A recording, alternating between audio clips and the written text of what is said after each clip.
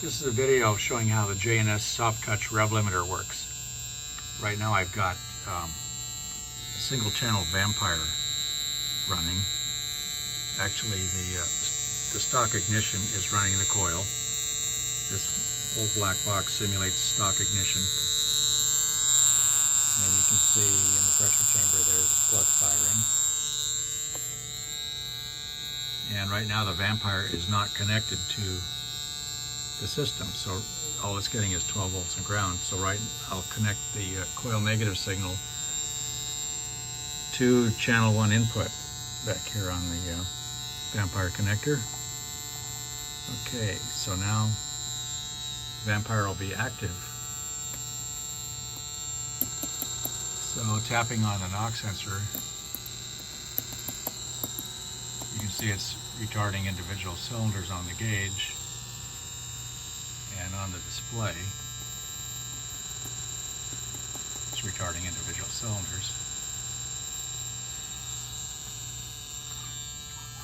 And now we'll make it go into rev limiting. I've got it set for 5,000 RPM, which is 3 milliseconds, I believe, on the display up there. Yeah, it's 3 milliseconds. Okay. So, when it gets to the selected limit, which is 5,000 RPM, it cuts out every third spark. Fires 2, skips 1. If the RPMs continue to climb 100 RPM above the selected limit, it'll cut out as many as needed. So you see the high voltage pulses going away. And we'll look down here at the spark. So it's killing the spark too. So the way a normal rev limiter simply interrupts the signal to the coil, so the coil never gets charged.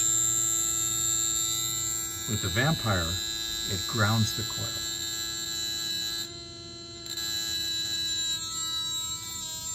Actually, it grounds the high voltage pulse, as you can see up there.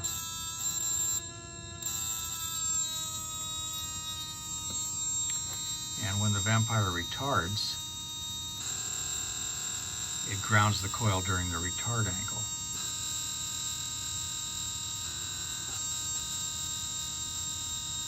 Which extends the dwell and retards the timing.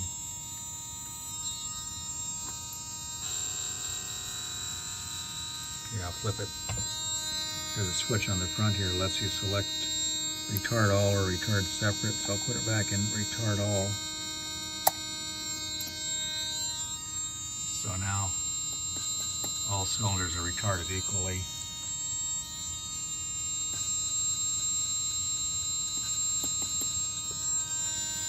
And the display on the gauge looks a little different. It's one bright LED instead of multiple LEDs.